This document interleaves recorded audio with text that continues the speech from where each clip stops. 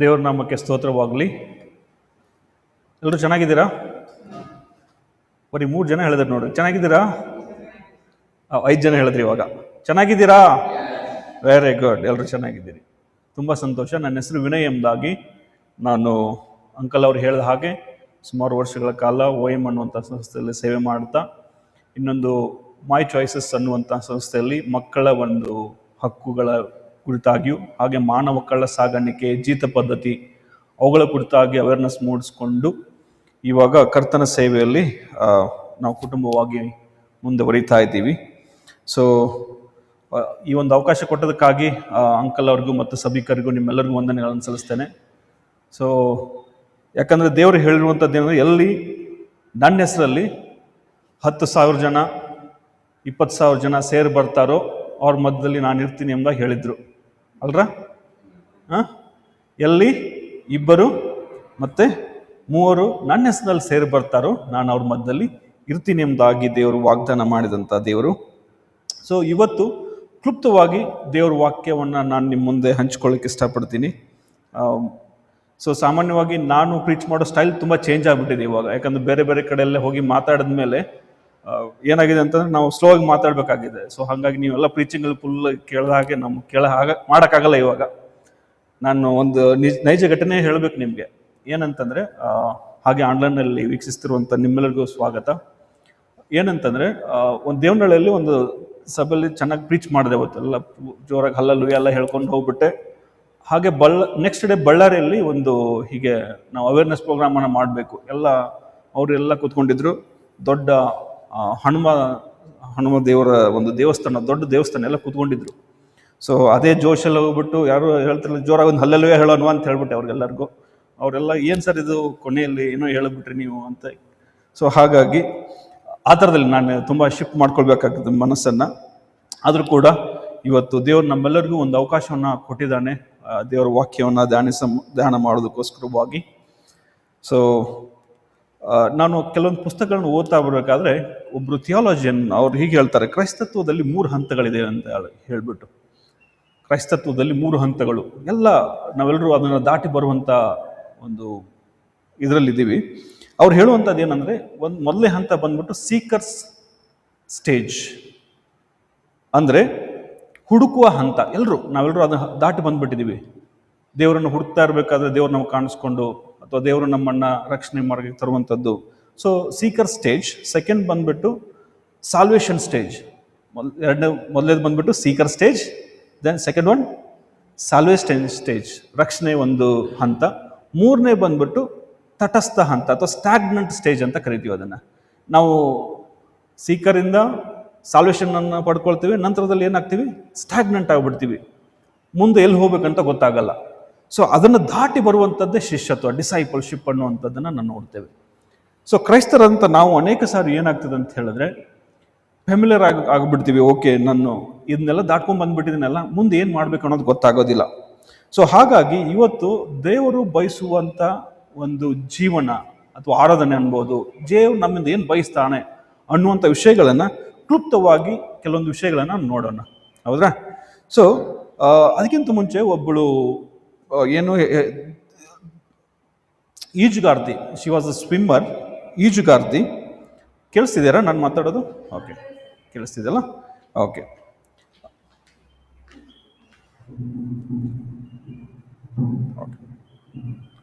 ಇದನ್ನು ಹಾಕ್ಬಿಟ್ಟು ನಾ ಎಲ್ಲೂ ಅಲ್ಲಾಡ್ದಂಗೆ ಹಾಕ್ಬಿಟ್ಟಿದ್ದೀರಾ ಅಲ್ವಾ? ಒಂಥರ ಹಸುಗಳಿಗೆ ಕಟ್ಟಿದಂಗೆ. ಆನಲ್ಲಿ ಎಲ್ಲರಿಗೆ. ಓಕೆ, ಸೊ ಎಲ್ಲೂ ಅಲ್ಲಾಡ್ದಂಗೆ ನಿಲ್ಲಿಸ್ಬಿಟ್ಟಿದ್ದೀರಾ. ಓಕೆ. ಫ್ಲಾರೆನ್ಸ್ ಅನ್ನುವಂಥ ಒಬ್ಬ ಲೇಡಿ, ಅವಳು ಒಬ್ಬ ಈಜುಗಾರ್ತಿ, ಅಮೇರಿಕಲ್ಲಿರ್ತಕ್ಕಂಥ ಒಬ್ಬ ಈಜುಗಾರ್ತಿ. ತುಂಬ ದೊಡ್ಡ ಸಾಹಸನ ಮಾಡಿದಂಥ ಒಬ್ಬ ಲೇಡಿ ಅವಳು. 10 ಕಿಲೋಮೀಟ್ರು 15 ಕಿಲೋಮೀಟ್ರ್ ಹಿಂಗೆ ಸಮುದ್ರ ದಡದಿಂದ ಆ ದಡಕ್ಕೆ ಈಜನ್ನು ಮಾಡಿ ಅನೇಕ ವರ್ಲ್ಡ್ ರೆಕಾರ್ಡನ್ನು ಮಾಡಿದಂಥ ಫ್ಲಾರೆನ್ಸ್ ಅನ್ನುವಂಥ ಒಬ್ಬ ಈಜುಗಾರ್ತಿ. ಅವಳೇನು ಅನ್ಕೊಳ್ತಾಳೆ, ಒಂದು ದಿವಸ ನಾನು ಈ ಇಂಗ್ಲಿಷ್ ಕ್ಯಾನಲ್ ಅನ್ನುವಂಥದ್ದನ್ನು, ಏನು ನ್ಯೂಯಾರ್ಕ್ ಸಿಟಿಯಿಂದ ತುಂಬ ಒಂದು 30 ಕಿಲೋಮೀಟರ್ ದೂರ ಇರ್ತಕ್ಕಂಥ ಒಂದು ಸಮುದ್ರವನ್ನು ನಾನು ದಾಟಬೇಕು, ಆಚೆ ದಡಕ್ಕೆ ಹೋಗ್ಬೇಕು ಅನ್ನುವಂಥ ನಿರ್ಧಾರವನ್ನು ಮಾಡ್ಕೊಂಡ್ಬಿಡ್ತಾಳೆ. ಅವಳ ಹೆಸರೇನ್ರಿ? ಫ್ಲಾರೆನ್ಸ್ ಅನ್ನುವಂಥ ದೊಡ್ಡ ಹೆಸರಿದೆ, ಬಟ್ ಫ್ಲಾರೆನ್ಸ್ ಚಾಡ್ವಿಕ್ ಅಂತ ಹೇಳಿ ಹೆಸರು, ಬಟ್ ಫ್ಲಾರೆನ್ಸ್ ಅಂತ ಇಟ್ಕೊಳ್ಳೋಣ ಇವಾಗ. ಅವಳು ಏನು ಮಾಡ್ತಾಳೆ, ಒಂದು ದರ್ಶನ ಇಟ್ಕೊಂಡ್ಬಿಟ್ಟು, ಓಕೆ ನಾನು ಏನು ಮಾಡಬೇಕು, ಈ ಒಂದು ದಡದಿಂದ ಆ ದಡಕ್ಕೆ ನಾನು ಈಜ್ಕೊಂಡು ಹೋಗಬೇಕು. ಎಷ್ಟು ಕಿಲೋಮೀಟರ್ ಅಂತ ಹೇಳಿದೆ ನಾನು? Almost 35 kilometres. ಸೊ ಅಂದ್ಕೊಳ್ತಾಳೆ, ಒಂದು ಡೇಟ್ ಬರ್ತದೆ, ಓಕೆ ಇವತ್ತು ನಾನು ಅಲ್ಲಿ ಈಜಾಟ ಮಾಡಿ ಸೇರಬೇಕು, ಎಲ್ಲ ಮೀಡಿಯಾದವ್ರು ಬರ್ತಾರೆ. ಯಾಕಂದ್ರೆ ದೊಡ್ಡ ಸಾಹಸ ಅಲ್ವಾ, 30 ಕಿಲೋಮೀಟರ್ ಅಂತಂದ್ರೆ ಆಲ್ಮೋಸ್ಟ್ 10ರಿಂದ 12 ಗಂಟೆ ಅವಳು ಈಜಬೇಕು ಕಂಟಿನ್ಯೂಸ್ ಆಗಿ ಸಮುದ್ರದಲ್ಲಿ. ಅವಾಗ ದಾಟಕ್ಕೆ ಸಾಧ್ಯ ಆಗ್ತದೆ. ಎಲ್ಲರೂ ಬರ್ತಾರೆ, ಮೀಡಿಯಾದವ್ರು ಬರ್ತಾರೆ. ಒಂದು ಬೋಟಲ್ಲಿ ಹತ್ಕೊಂಡ್ಬಿಟ್ಟು, ಅಂದರೆ ಲೈಫ್ ಸೇವಿಂಗ್ ಬೋಟ್ ಅವಳ ಪಕ್ಕದಲ್ಲಿ ಹೋಗುವಂಥದ್ದು. ಅವತ್ತೇನಾಗುತ್ತೆ, ತುಂಬ ಚಳಿ ಇರ್ತದೆ ಆ ಒಂದು ಸಮಯದಲ್ಲಿ, ಹಾಗೆ ತುಂಬ ದಟ್ಟವಾದಂಥ ಒಂದು ಮಂಜು. ಇವುಗಳನ್ನ ಗಮನಿಸುವಾಗ ಸ್ಟಾರ್ಟ್ ಮಾಡ್ತಾಳೆ.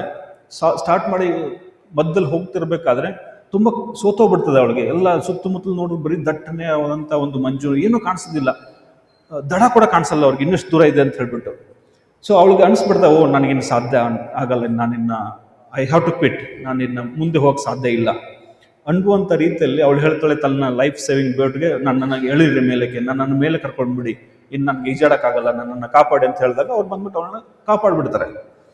ಕಾಪಾಡಿದ ನಂತರದಲ್ಲಿ ಅವಳಿಗೆ ಒಂದು ಸರ್ಪ್ರೈಸ್ ಆಗುತ್ತೆ. ಏನಂತಂದರೆ, ತುಂಬ ಹತ್ತಕ್ಕೆ ಬಂದುಬಿಟ್ಟಿದ್ರಿ ಅವಳು ದಡಕ್ಕೆ. ಇನ್ನೇನು ಅರ್ಧ ಕಿಲೋಮೀಟರ್ ದಾಟ್ಕೊಂಡ್ಬಿಟ್ಟಿದ್ರೆ, ಅರ್ಧ ಕಿಲೋಮೀಟರ್ ಏನು ಸ್ವಲ್ಪ ಪ್ರಯಾಸ ಪಟ್ಟಿದ್ರೆ ಅವಾಗಲೇ ಅವಳು ವರ್ಲ್ಡ್ ರೆಕಾರ್ಡ್ ಮಾಡುವಂಥ ಒಂದು ಚಾನ್ಸಸ್ ಇತ್ತು. ಯಾಕೆ ಅಂತ ಹೇಳಿದ್ರೆ ಅವಳಿಗೆ ಮುಂದೆ ಏನಿದೆ ಅಂತ ಕಾಣಿಸ್ಲಿಲ್ಲ, ದಟ್ಟವಾದಂಥ ಒಂದು ಮಂಜು. ಸೊ ನೆಕ್ಸ್ಟ್ ಡೇ ಒಂದು ಪ್ರೆಸ್ ಮೀಟಲ್ಲಿ ಆಗಿ ಹೇಳ್ತಾಳೆ, ಕಣ್ಣೀರಿಡ್ತಾ ಅವಳು ಹೇಳ್ತಾಳೆ, ನನ್ನ ಕಣ್ಣಿಗೆ ಬರೀ ಮಂಜು ಮಾತ್ರ ಕಾಣಿಸ್ತಿತ್ತು.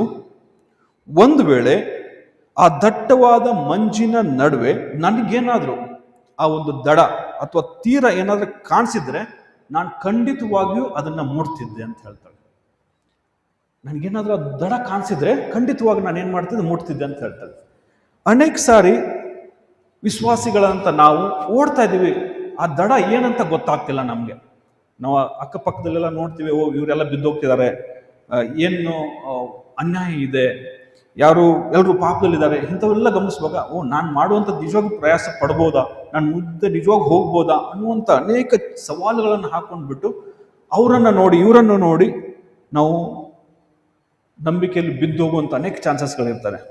ಸೊ ಹಾಗಾಗಿ ಇವತ್ತು ನಮ್ಮ ಒಂದು ಧ್ಯಾನಕ್ಕಾಗಿ ನಾನು ಆಯ್ದುಕೊಂಡಂಥ ಒಂದು ವಾಕ್ಯ ಭಾಗ ಯೆಶಾಯನು ಬರೆದ ಪುಸ್ತಕದಲ್ಲಿ 1ನೇ ಅಧ್ಯಾಯ. ಯಾರಾದರೂ 10ನೇ ವಚನದಿಂದ ಓದ್ಬೋದಾ? ನಾನು ಈ ಒಂದು ಯೆಶಾಯನು ಬರೆದ ಪ್ರವಾದನೆ ಗ್ರಂಥದ 1ನೇ ಅಧ್ಯಾಯದಿಂದಲೇ ನನ್ನ ಕೆಲವೊಂದು ಮಾತುಗಳನ್ನು, ದೇವರ ವಾಕ್ಯಗಳನ್ನು ನಾವು ನೋಡ್ಕೊಳ್ಳೋಣ.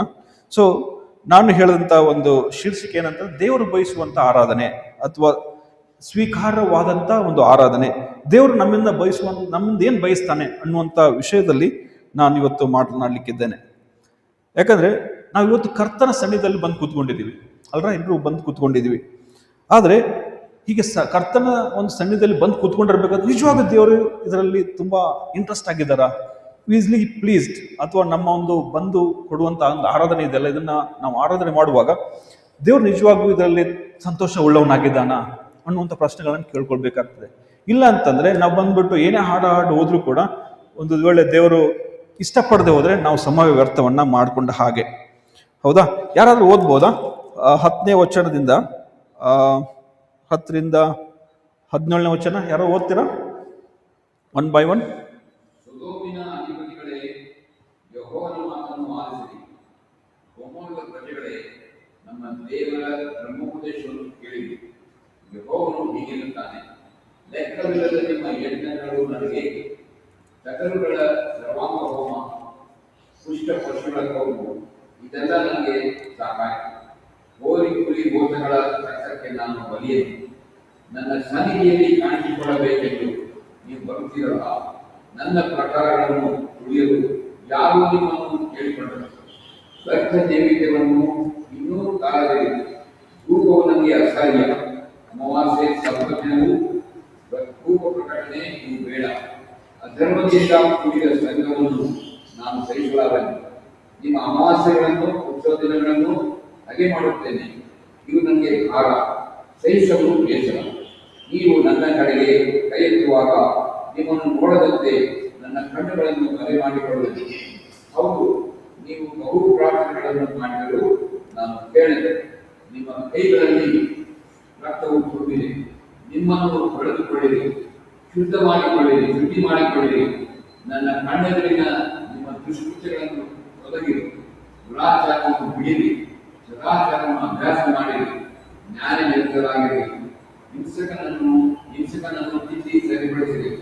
ಅನಾಥನಿಗೆ ನ್ಯಾಯ ತೀರಿಸಿರಿ. ವಿಧವೆಯ ಪಕ್ಷವಾಗಿ ಪಾಲಿಸಿರಿ. Okay, thank you.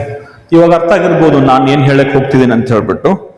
ತುಂಬಾ ಸರಳವಾಗಿ ನಾವು ನಮ್ಮ ಜೀವಿತಕ್ಕೆ ಪ್ರಾಯೋಗಿಕವಾಗಿ ಏನನ್ನ ಅಪ್ಲೈ ಮಾಡ್ಕೊಳ್ಬೋದು ಅನ್ನುವಂಥ ಅಂಶಗಳನ್ನ ಇಲ್ಲಿ ಗಮನಿಸ್ತಾ ಬರ್ಬೋದು. ಮೊದಲೇ ಒಂದು ಅಧ್ಯಾಯದಿಂದ ನಾವು ನೋಡ್ತಾ ಬರಬೇಕಾದ್ರೆ ಯೆಶಾಯನು ಈ ಒಂದು ಪ್ರವಾದನೆ ಬರೀತಿರ್ಬೇಕಾದ್ರೆ ಅನೇಕ ಘಟನೆಗಳನ್ನು ವಿವರಿಸ್ತಾ ಬರ್ತಾರೆ. ಹೇಗೆ ನನ್ನ ಜನರು ಒಳ್ಳೆ ರೀತಿಯಲ್ಲಿದ್ದರು, ಇವಾಗ ನನ್ನಿಂದ ದೂರವಾಗಿ ಹೋಗ್ಬಿಟ್ಟಿದ್ದಾರೆ, ಅವರನ್ನು ನನ್ನ ತಾಯಿ ಅಂತ ಸಾಕಿದೆ, ಅವ್ರಿಗೆ ಬೇಕಂತ ಅನ್ನ ಬಟ್ ಎಲ್ಲವನ್ನ ಕೊಟ್ಟೆ, ಹೌದಾ, ಆದರೂ ಕೂಡ ನನ್ನಿಂದ ದೂರವಾಗಿ ಹೋದ್ರು ಅಂತ ಹೇಳ್ತಾನೆ. ಎಷ್ಟು ಕಠೋರವಾಗಿ ದೇವರು ಯೂದಾಯದ ಬಗ್ಗೆ ಬರೀತಾರೆ ಅಂತ ಹೇಳಿದ್ರೆ, ಯೂದಾಯ ಈ ಒಂದು ಜನಾಂಗವನ್ನು ನೋಡುವಾಗ ಅವರನ್ನು ಯಾರಿಗೆ ಹೋಲಿಸ್ತಿದ್ದಾರೆ ಅಂತ ಹೇಳಿ ನಾವು ಗಮನಿಸೋದಾದ್ರೆ ಸೋದೋಮ್ ಗೋಮೋರದ ಜನರಿಗೆ ಹೋಲಿಸ್ತಾ ಇದ್ದಾರೆ. ಹೌದಾ, ಅವರು ಆಯ್ದುಕೊಂಡಂತ ಜನರು ಅಂಥವ್ರನ್ನ ದೇವರು ಯಾರಿಗೆ ಹೋಲಿಸ್ತಿದ್ದಾರೆ? ಸೋದೋಮ್ ಗೋಮೋರ ಅಂತ ಜನರಿಗೆ. ಅಂದ್ರೆ ಅಷ್ಟು ಕಠಿಣವಾಗಿ ಅವರು ಮಾಡುವಂತ ದುಷ್ಕೃತ್ಯಗಳನ್ನ ದೇವರು ಅಪೋಸ್ ಮಾಡ್ತಿರುವಂಥದ್ದನ್ನು ನಾವು ಗಮನಿಸ್ಬೋದು. ಸೊ ಹಾಗಾಗಿ ದೇವರು ಎಷ್ಟು ಮಾತ್ರಕ್ಕೂ ಅವರು ಇಲ್ಲಿ ನಾವು ಗಮನಿಸ್ತಾ ಬರಬೇಕಾದ್ರೆ ಅವ್ರು ಮಾಡುವಂಥ ವಿಷಯಗಳಲ್ಲಿ ಯಾವುದು ಕೂಡ ತಪ್ಪಿಲ್ಲ. ಒಳ್ಳೆಯ ಟಗರುಗಳನ್ನು ತರ್ತಾ ಇದ್ದಾರೆ, ಒಳ್ಳೆ ಹೋಮಗಳನ್ನು ತರ್ತಿದ್ದಾರೆ, ಒಳ್ಳೆ ಹಾಡುಗಾರರಿದ್ದಾರೆ, ಎಲ್ಲವೂ ಚೆನ್ನಾಗಿ ನಡೀತಾ ಇದೆ. ಹೌದಾ, ಆ ಒಂದು ಸಮಯವನ್ನು ನಾವು ಗಮನಿಸೋದಾದ್ರೆ ಮೊದಲನೇ ಅಧ್ಯಾಯದಲ್ಲಿ ಹಿಜ್ಕೀಯನಿದ್ದಾನೆ ನೋಡ್ರಿ, ಯಾರ್ಯಾರಿದ್ದಾರೆ ಅಲ್ಲಿ ಆ ಒಂದು ಪ್ರದೇಶದಲ್ಲಿ? ಉಜ್ಜಿಯನಿದ್ದಾನೆ, ಯೋಥಾಮನಿದ್ದಾನೆ, ಅಹಾಜ್ ಇದ್ದಾನೆ, ಹಿಜ್ಕಿಯ, ಎಲ್ಲ ಪ್ರಾಮಿನೆಂಟ್ ಪೀಪಲ್. ನಾವು ಅವರ ಹಿಸ್ಟ್ರಿಯನ್ನ ನೋಡುವಾಗ ಎಂತೆಂಥ ಒಳ್ಳೆ ರಾಜರು ಇವರೆಲ್ಲ ಆಗಿನ ಕಾಲದಲ್ಲಿ ಆಳದಂಥವ್ರು. ಹೌದಾ, ಒಳ್ಳೆ ವರ್ಷಿಪ್ ಲೀಡರ್ ಆಗಿರ್ಬೋದು, ಒಳ್ಳೆ ವಾಕ್ಯಗಳಿರ್ಬೋದು. ಮತ್ತು ಆ ಒಂದು ಸಮಯದಲ್ಲೇ ಸುಮಾರು 730 BC ಅಲ್ಲಿ ಏನಾಗುತ್ತೆ ಅಂದರೆ ಈ ದೇವಾಲಯ ಅನ್ನುವಂಥದ್ದು ತುಂಬ ಪ್ರಾಸ್ಪರಿಟಿ ಲೆವೆಲಲ್ಲಿ ಇರುವಂಥದ್ದು. ಅನೇಕ ಜನರು ಒಳ್ಳೆಯ ಒಂದು ಸಮೃದ್ಧವಾದಂಥ ಒಂದು ಸಮಯ ಇರುವಂಥದ್ದನ್ನು ನಾವು ಈ ಒಂದು ಟೈಮಲ್ಲಿ ಗಮನಿಸ್ಬೋದು. ಅಂಥ ಸಮಯದಲ್ಲೇ ದೇವರು ಹೇಳುವಂಥದ್ದು ಏನಂತಂದರೆ, ವಾಟ್ ಆರ್ ಯು ಡೂಯಿಂಗ್? ನೀವೇನೇನು ಮಾಡ್ತಿದ್ದೀರಿ? ಹೌದಾ, I am not interested in it. ನೀವೇನು ಮಾಡ್ತಿದ್ರೆ ಅದ್ರ ಬಗ್ಗೆ ನನಗೆ ಏನು ಅದರಲ್ಲಿ ಬೇಕಾಗಿಲ್ಲ ನನಗೆ ಅನ್ನುವಂಥದ್ದನ್ನು ಹೇಳುವಂಥದ್ದನ್ನು ನಾವು ಗಮನಿಸ್ತೇವೆ. ಅಲ್ಲಿ ನೋಡುವಾಗ ಸಮಯ ಕಳೆದಂತೆ ದೇವರವ್ರನ್ನ ಆಶೀರ್ವಾದ ಮಾಡಿದಂಥದ್ರಲ್ಲಿಯೂ, ದೇವರನ್ನ ಕಾಪಾಡಿದ ನಂತರದಲ್ಲಿಯೂ ದೇವರನ್ನು ದೂರ ಹೋಗುವುದನ್ನು ನಾವು ನೋಡ್ತೇವೆ. ಅವ್ರಿಗೆ ಯಶಸ್ಸು ಸಿಕ್ಕಿದೆ, ಇವಾಗ ಗರ್ವ ಬಂದಿದೆ, ಪಾಪಗಳಲ್ಲಿ ತೋಳ್ಕೊಂಡಿದ್ದಾರೆ. ಆದರೆ ಇವನ್ನೆಲ್ಲವನ್ನು ನೋಡುವಾಗ ಅವ್ರು ತೋರ್ಪಡಿಗೆಗೆ ಎಲ್ಲರೂ ಚೆನ್ನಾಗಿದ್ದಾರೆ. ದೇವರು ಹೌದಪ್ಪ ಇವರು ತಪ್ಪದಾಗಿ ಮಾಡ್ತಾರಂತ ಯಾರಿಗೂ ಅನಿಸಲ್ಲ ಹೊರಗಡೆ ಅವ್ರು ನೋಡಿದರೆ. ಆದರೆ ದೇವ್ರು ಏನು ಹೇಳ್ತಾನೆ, ಐ ಆಮ್ ಡೋಂಟ್ ಲೈಕ್, ನೀವೇನು ಇದನ್ನೆಲ್ಲ ಮಾಡೋದನ್ನ ನನಗೆ ಇಷ್ಟ ಇಲ್ಲ, ನೀವು ಯಾಕೆ ನನ್ನ ದೇವಾಲಯಕ್ಕೆ ಬರ್ತಿದ್ರಿ ಅನ್ನೋದಾಗಿ ನೋಡೋದನ್ನ 11ನೇ ವಚನದಲ್ಲಿ ನಾವು ಗಮನಿಸ್ತಾ ಇರ್ಬೋದು. ಏನಂತ ಹೇಳಿದ್ರೆ, ಲೆಕ್ಕವಿಲ್ಲದ ನಿಮ್ಮ ಯಜ್ಞಗಳು ನನಗೆ ಯಾಕೆ? ಇಷ್ಟೊಂದು ಲೆಕ್ಕ ಟಗರುಗಳು, ಸರ್ವಾಂಗ ಹೋಮ, ಪುಷ್ಟ ಪಶುಗಳು, ಕೊಬ್ಬು, ಇದೆಲ್ಲ ನನಗೆ ಸಾಕಾಗಿ ಹೋಗ್ಬಿಟ್ಟಿದೆ ಅನ್ನುವಂಥ ರೀತಿಯಲ್ಲಿ ಆತನು ಮಾತನಾಡುವಂಥದ್ದು ನೋಡ್ತೇವೆ. ಹೌದಾ, ಇವನ್ನೆಲ್ಲ ನೋಡುವಾಗ ದೇವರು ಬಾಹ್ಯ ತೋರ್ಪಡಿಕೆಯ ಆಚರಣೆಗಳಿಗೆ ದೇವರು ಮಾರು ಹೋಗೋದಿಲ್ಲ. External duties, external religious activities ಏನೇನೋ ನಾವು ಮಾಡ್ಬೋದು, ಅವುಗಳಿಗೆ ದೇವರು ಅಷ್ಟೊಂದು ಪ್ರಾಮುಖ್ಯತೆಯನ್ನು ಕೊಡುವುದಿಲ್ಲ. ಒಳಗಡೆ ಆ ನಮ್ಮ ಅಂತರ್ಯದಲ್ಲಿ ಏನಿರ್ತದೆ ಅನ್ನುವಂಥದ್ದನ್ನು ನಾವು ನೋಡ್ಬೋದು. ಹೌದಾ, ನಮ್ಮ ಭಕ್ತಿ ಕೇವಲ ದೇವಾಲಯದ ಒಳಗೆ ಮಾತ್ರ ಇದ್ದರೆ ದೇವರು ಇಷ್ಟಪಡೋದಿಲ್ಲ. ಒಂದ್ಸರಿ ಹೇಳೋಣ, ನಮ್ಮ ಭಕ್ತಿ ಬರೀ ದೇವಾಲಯದಲ್ಲಿ ಅಷ್ಟೇ 4 ಗೋಡೆ ಸೀಮಿತವಾಗಿದ್ದರೆ ದೇವರು ಅದನ್ನು ಇಷ್ಟಪಡೋದಿಲ್ಲ. ಹೌದಾ, ಇಲ್ಲಿ ನಾವು ಅನೇಕ ವಿಷಯಗಳನ್ನು ನಾವು ಗಮನಿಸ್ತಾ ಬರ್ಬೋದು. ಈ ಒಂದು ವಿಷಯಗಳಲ್ಲಿ ಅವ್ರು ಏನೇನು ಮಾಡ್ತಿದ್ರು, ಹೇಗೆ ಮಾಡ್ತಿದ್ರು. ದೇವ್ರು ಹೇಳ್ತಾನೆ, ನೀವು ಯಾಕೆ ನನ್ನ ಪ್ರಾಕಾರಗಳನ್ನು ತುಳಿತಿದ್ದೀರಿ ಅಂತ ಹೇಳ್ತಾನೆ. ಪ್ರಾಕಾರಗಳನ್ನು, why are you stamping in my courts? ನೀವು ಯಾಕೆ ನನ್ನ ದೇವಾಲಯಕ್ಕೆ ಬರ್ತಿದ್ದೀರಿ ಅಂತ. ನಿಮ್ಮನೇನು ಬಾ ಅಂತ ಕರೆದ್ರೆ ನಾನು. ಹೌದಾ, ನಮ್ಮ ದೇವ್ರ ಬಗ್ಗೆ ಒಳ್ಳೆಯ ಒಂದು ಗುಣ ಏನಂತಂದ್ರೆ, ದೇವರು ಯಾವತ್ತು ಯಾರನ್ನ ಫೋರ್ಸ್ ಮಾಡಿ ಕರೆಯೋದಿಲ್ರಿ. ಅಂದ್ರೆ ನಮ್ಮನ್ನ ಹಿಂಗೆ ನಮ್ಮ ಕಾಲರ್ ಹಿಡ್ಕೊಂಡು ನೀನು ಬಾ, ನೀನು ದೇವ್ರನ್ನ ನಂಬು ಅಂತ ಯಾವತ್ತೂ ಹೇಳಿಲ್ಲ. ನಾನು ಕೂಡ ಲಿಂಗಾಯತ್ ಕುಟುಂಬದಿಂದ ದೇವ್ರನ್ನ ಕಂಡ್ಕೊಂಡಾಗ ಕೂಡ ಯಾವತ್ತೂ ಹೇಳಿಲ್ಲ ನೀನು ಹಿಂಗೆ ಬಾ ಅಂತ ಹೇಳಿ. He gives a chance, he gives an opportunity for everybody. ನಾನು ದೇವರನ್ನು ಹಿಂಬಾಲಿಸ್ಬೇಕಾ ಬೇಡ ಅನ್ನುವಂಥದ್ದು ನಮಗೆ ಕೊಡುವಂಥ ದೇವರು. ಆ ಒಂದು ಆಯ್ಕೆ ನಮಗೆ ಬಿಟ್ಟಿರುವಂಥ ದೇವರು ಯಾವತ್ತೂ ನಮ್ಮನ್ನು ಫೋರ್ಸ್ ಮಾಡೋದಿಲ್ಲ. ಆದರೆ ನೀನು ಏನು ಮಾಡ್ತಿಲ್ಲ ಅದನ್ನು ಯಥಾವತ್ತಾಗಿ ಮಾಡು, ಪರ್ಫೆಕ್ಟಾಗಿ ಮಾಡು, ದೇವ್ರು ಮೆಚ್ಚುವ ರೀತಿಯಲ್ಲಿ ಮಾಡು ಅನ್ನುವಂಥದ್ದನ್ನು ಈ ವಾಕ್ಯದಲ್ಲಿ ನಾವು ಗಮನಿಸ್ತಾ ಬರ್ಬೋದು. ಹೌದಾ? ಆತನು ಹೇಳುವಂಥದ್ದು ಏನಂತಂದರೆ ನೋಡ್ರಿ, ಎಷ್ಟು 13ನೇ ವಚನ, ನಿಮ್ಮ ವ್ಯರ್ಥ ನೈವೇದ್ಯಗಳನ್ನ ತಗೊಂಡು ಬರಬೇಡ್ರಿ. ಹೌದಾ? ನಿಮ್ಮ ಧೂಪವು ನನಗೆ ಅಸಹ್ಯ, ಇವುಗಳು ಬೇಡ, ಅಧರ್ಮದಿಂದ ಕೂಡಿದ ಸಂಘವನ್ನು ನಾನು ಸಹಿಸನು. ಯು ಆರ್ ಗ್ಯಾದರಿಂಗ್, ಬಟ್ ನೀವು ಎಲ್ಲರೂ ಒಟ್ಟಾಗಿ ಸೇರಿ ಬರ್ತೀರಾ, ಬಟ್ ನನಗಿಷ್ಟ ಇಲ್ಲ ಅದು ಅನ್ನುವಂಥದ್ದನ್ನು ಇಲ್ಲಿ ನಾವು ಗಮನಿಸ್ತಾ ಬರ್ಬೋದು. ಹೌದಾ? ಸೊ ಹಾಗಾಗಿ ನಾವು ದೇವರ ವಾಕ್ಯಕ್ಕೆ ವಿಧೇಯರಾಗಿ ಇಲ್ಲಿ ಬಂದಿರುವಾಗ ದೇವರು ಏನು ಬಯಸ್ತಾನೆ ನಮ್ಮಿಂದ? ಹೌದಾ? ಈ ಅನೇಕ ವಿಷಯಗಳನ್ನು ಏನು ಅಂಕಲ್ ಅವರು ಓದ್ತಾ ಬಂದರು. ಹೌದಾ? ಅವುಗಳಲ್ಲಿ ನೋಡುವಾಗ ಸುಮಾರು 9 ಅಂಶಗಳನ್ನು ನಾವು ಅಲ್ಲಿ ಗಮನಿಸ್ತೇವೆ. ಹೌದ್ರಾ? ಎಷ್ಟು? 9 ಅಂಶಗಳು. ಅವರು ಮಾಡಿದಂಥ ಪಟ್ಟಿ ಎಷ್ಟು ದೊಡ್ಡದಿದೆ, ಏನೇನು ಮಾಡ್ತಾರೆ ಅಂತ ಹೇಳ್ಬಿಟ್ಟು. ಆದರೆ ದೇವರು ಹೌದಪ್ಪ ಇವೆಲ್ಲದ್ರಲ್ಲಿ ನೀವು ಬಿದ್ದೋಗ್ಬಿಟ್ಟಿದ್ದೀರಿ, ನೆಕ್ಸ್ಟ್ ಏನಂತ ಹೇಳುವಾಗ ಅದಕ್ಕೆ ಸೊಲ್ಯೂಷನನ್ನು ಕೊಡ್ತಾನೆ ದೇವರು. ಹೌದು, ಹಿಂಗೆ ಮಾಡ್ತಿದ್ರಲ್ಲ, ಇದರಿಂದ ನೀವು ಇದಕ್ಕೆ ಹೊರಗಡೆ ಬರಬೇಕು, ಇದರಿಂದ ನೀವು ಬರಬೇಕು, ಅಲ್ಲೇ ನೀವು ನಿಂತ್ಕೊಳ್ಬಾರ್ದು. ಅದಕ್ಕೆ ಒಂದು ಉತ್ತರವಾಗಿ, ಸದುತ್ತರವಾಗಿ ದೇವರು ಏನು ಹೇಳ್ತಾನೆ, ಇದನ್ನು ನೀವು ಬಿಡಬೇಕು ಅನ್ನುವಂಥ ವಿಷಯಗಳನ್ನು ನಾವು ನೋಡ್ತಾ ಬರ್ಬೋದು. ಸೊ ಹಾಗಾಗಿ ಇಲ್ಲಿ ನೋಡಿ ಏನಂತ ಹೇಳ್ತಾನೆ ಅಂದರೆ, ಬೇಕಾದಂಥ 9 ತಿದ್ದುಪಡಿಗಳಂತ ಕರಿಬೋದು. 9 corrections god wants from us. ಹೌದಾ? ಏನನ್ನು ಹೇಳ್ತಾನೆ ನೋಡ್ರಿ ಅಲ್ಲಿ. ಮೊದಲನೇದಾಗಿ, ನಿಮ್ಮನ್ನು ನೀವೇನು ಮಾಡ್ರಿ? ತೊಳೆದುಕೊಳ್ಳ್ರಿ. ಎಷ್ಟನೇ ವಚನದಲ್ಲಿದೆ ಅದು? 16ನೇ ವಚನದಲ್ಲಿ. ಏನಂತ ಹೇಳುವಂಥದ್ದು? ನಿಮ್ಮನ್ನು ನೀವು ತೊಳ್ಕೊಳ್ರಿ. ಯಾಕಂದರೆ ನಾವೇನಾದರೂ ಆ ಒಂದು ಹಳೆ ಒಡಂಬಡಿಕೆ ಸಮಯದಲ್ಲಿ ಇದ್ದಿದ್ರೆ ದೇವಾಲಯಕ್ಕೆ ಹೋಗಬೇಕಾದ್ರೆ ಕೆಲವೊಂದು ತಿದ್ದುಪಾಠಗಳಿದ್ವು, ನಿಯಮಗಳಿದ್ವು. ಚೆನ್ನಾಗಿ ಸ್ನಾನ ಮಾಡ್ಕೊಂಡು ಹೋಗ್ಬೇಕು, ಒಳ್ಳೆ ಮೈಸೂರು ಸ್ಯಾಂಡಲ್ ಸೋಪ್ ಹಚ್ಕೊಳ್ಬೇಕು ಅಲ್ವಾ, ಚೆನ್ನಾಗಿ ಶುಭ್ರವಾಗಿ ಹೋಗ್ಬೇಕು ಅನ್ನುವಂಥ ರೀತಿಯಲ್ಲಿ. ಅಂದರೆ ಅವ್ರು ನಾವು ಅನ್ಕೊಳ್ಬೋದು, ನೀವು ಶುಚಿ ಮಾಡಿಕೊಡ್ರಿ, ತೊಳ್ಕೊಡ್ರಿ ಅಂತ ಹೇಳಿದ್ರೆ ಸ್ನಾನ ಮಾಡ್ಕೊಂಡು ಬಂದಿರ್ಲಿಲ್ವ? ಅವರು ಬಂದಿದ್ರಲ್ರಿ ದೇವಾಲಯಕ್ಕೆ? ಖಂಡಿತವಾಗಿಯೂ ಅವರು ಸ್ನಾನ ಮಾಡಿಕೊಂಡು ಚೆನ್ನಾಗೇ ಬಂದಿದ್ರು. ಅದು ಕೂಡ ಹೇಳ್ತಾನೆ ದೇವ್ರು ಹೇಳುವಂಥದ್ದು, ಶುಚಿ ಮಾಡಿಕೊಡ್ರಿ, ಕ್ಲೀನ್ ಯುವರ್ ಸೆಲ್ಫ್. ನಿಮ್ಮನ್ನು ನೀವೇನು ಮಾಡ್ರಿ? ಶುದ್ಧಿ ಮಾಡಿಕೊಡ್ರಿ, ತೊಳ್ಕೊಳ್ರಿ. ನಿಮ್ಮಲ್ಲಿ ಕಲೆ ಇದೆ, ಸ್ಟೇನ್ಸ್ ಇದೆ, ಅವನನ್ನು ತೊಳ್ಕೊಳ್ರಿ ಅಂತ ಹೇಳುವಂಥದ್ದನ್ನು ನಾನು ಹೇಳ್ತಾನೆ. ಮತ್ತು ಇನ್ನೂ ಹೇಳುವಂಥದ್ದು ಏನಂದ್ರೆ, ನಿಮ್ಮ ಕೆಟ್ಟ ಕೃತ್ಯಗಳಿಂದ ನನ್ನ ಕಣ್ಣೆದುರಿಂದ ತೆಗೆದು ಹಾಕ್ಬಿಡ್ರಿ, ಕೆಟ್ಟ ನಡತೆಗಳನ್ನು ತೆಗೆದು ಹಾಕ್ಬಿಡಿ. ಮತ್ತೆ ಕೇಡು ಮಾಡುವುದನ್ನ, ದುರಾಚಾರ ಮಾಡುವುದನ್ನ ಏನು ಮಾಡ್ರಿ? ಬಿಟ್ಬಿಡ್ರಿ. ಒಳ್ಳೆಯದನ್ನ, ಸದಾಚಾರನ ಮಾಡೋದನ್ನ ಕಲೀರಿ. ಹೌದಾ? ಮೊದಲು ತೊಳ್ಕೊಳ್ರಿ, ಎರಡನೇದು ಶುದ್ಧ ಮಾಡ್ಕೊಳ್ರಿ, ನಿಮ್ಮ ಕೆಟ್ಟ ನಡತೆಗಳನ್ನ ನನ್ನ ಕಣ್ಣೆದುರಿನಿಂದ ತೆಗೆದು ಹಾಕ್ರಿ, ಕೇಡು ಮಾಡೋದನ್ನ ಅಥವಾ ದುರಾಚಾರ ಮಾಡೋದನ್ನ ಏನು ಮಾಡ್ರಿ? ಬಿಟ್ಬಿಡ್ರಿ. ಒಳ್ಳೆಯದನ್ನ, ಅದು ಸದಾಚಾರ ಮಾಡೋದು ಕಲೀರಿ, ನ್ಯಾಯವನ್ನ ಹುಡುಕಿರಿ.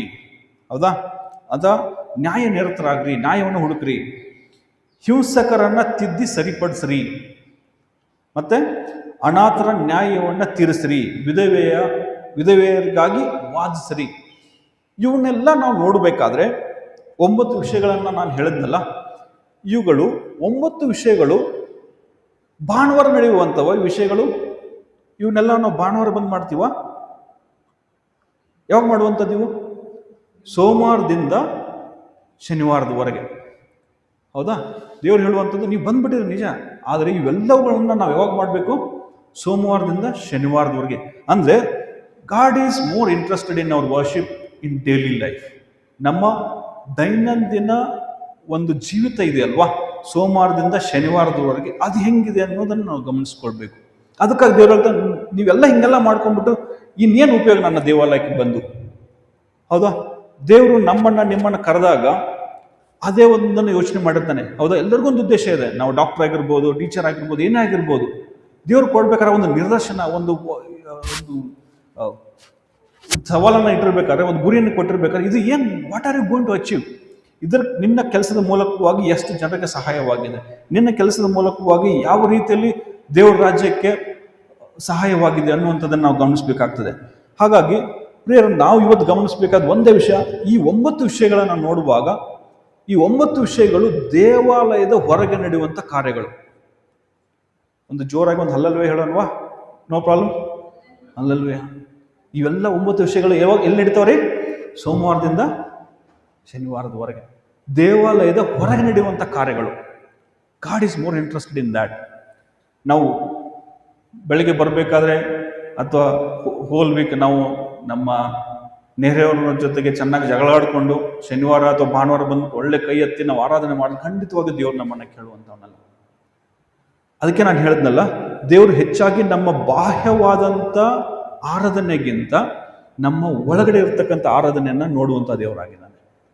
ಯಾಕಂದ್ರೆ ನಾವು ಸಭೆಯ ಹಿಸ್ಟ್ರಿನ ಎಲ್ಲ ನೋಡ್ತಾ ಬಂದ್ರೆ ಯಾವಾಗಲೂ ಸಭೆ ಅನ್ನುವಂಥದ್ದು ಇಂಥ ಒಂದು ಅನ್ಯಾಯಗಳ ವಿರುದ್ಧವಾಗಿರ್ಬೋದು, ಜನರನ್ನ ಮೇಲೆತ್ತುವಂಥ ಕೆಲಸದಲ್ಲಿ ಆಗಿರ್ಬೋದು, ಎಲ್ಲದರಲ್ಲೂ ಕೂಡ ಸಭೆ ನಿಂತಿರೋದನ್ನು ನಾವು ಗಮನಿಸ್ತೀವಿ ಪ್ರಿಯರೇ.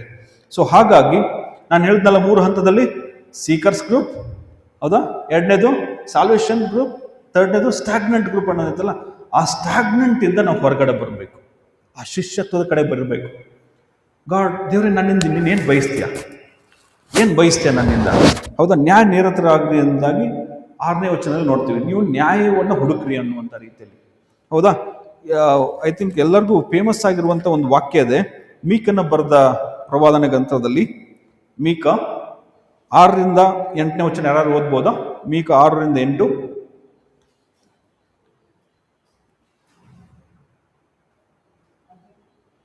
ಮೀಕ 6ನೇ ಅಧ್ಯಾಯ 6ರಿಂದ 8ನೇ ವಚನ.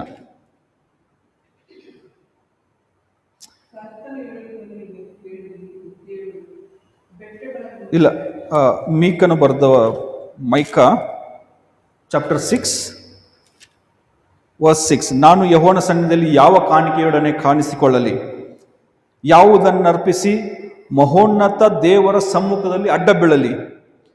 ಹೋಮದ ಪಶುಗಳನ್ನು 1 ವರ್ಷದ ಕರುಗಳನ್ನು ತೆಗೆದುಕೊಂಡು ಬಂದು ಆತನ ಮುಂದೆ ಕಾಣಿಸಿಕೊಳ್ಳಲು, ಸಾವಿರಾರು ಟಗರುಗಳನ್ನು, ಲಕ್ಷೋಪಲಕ್ಷ ತೈಲ ಪ್ರವಾಹಗಳನ್ನು ನೋಡಿ ಯೆಹೋವನು ಮೆಚ್ಚಾನೆ. ನನ್ನ ದ್ರೋಹದ ನಿಮಿತ್ತ ನನ್ನ ಚೊಚ್ಚಲ ಮಗನನ್ನು ಅರ್ಪಿಸಲು, ನನ್ನ ಆತ್ಮದ ಪಾಪಕ್ಕಾಗಿ ನನ್ನ ಗರ್ಭದ ಫಲವನ್ನು ಸಲ್ಲಿಸಲು, ಮನುಷ್ಯನೇ, ಒಳ್ಳೆಯದು ಇಂಥದೇ ಎಂದು ಯೆಹೋವನು ನಿನಗೆ ತೋರಿಸಿದ್ದಾನಷ್ಟೇ. ನ್ಯಾಯವನ್ನು ಆಚರಿಸು, ಕರುಣೆಯಲ್ಲಿ ಆಸಕ್ತನಾಗಿರೋದು, ನಿನ್ನ ದೇವರಿಗೆ ನಮ್ರವಾಗಿ ನಡೆದುಕೊಳ್ಳೋದು, ಇಷ್ಟನ್ನೇ ಹೊರತು ಯೆಹೋವನು ನಿನ್ನಿಂದ ಇನ್ನೇನು ಅಪೇಕ್ಷಿಸಲಾರನು. ಹೌದಾ? ಇಲ್ಲಿ ಹೇಳುವಂಥದ್ದು ಏನಂದ್ರೆ, ಮೀಕನ್ ಬರುವಂತ ಈ ಒಂದು ಇದರಲ್ಲಿ ಹೇಳುವಂಥದ್ದು ಏನಂದ್ರೆ, ಏನ್ ತೆಗೆದುಕೊಂಡು ಬರ್ಲಿ ಸ್ವಾಮಿ ನಿನ್ನ ದೇವಾಲಯಕ್ಕೆ?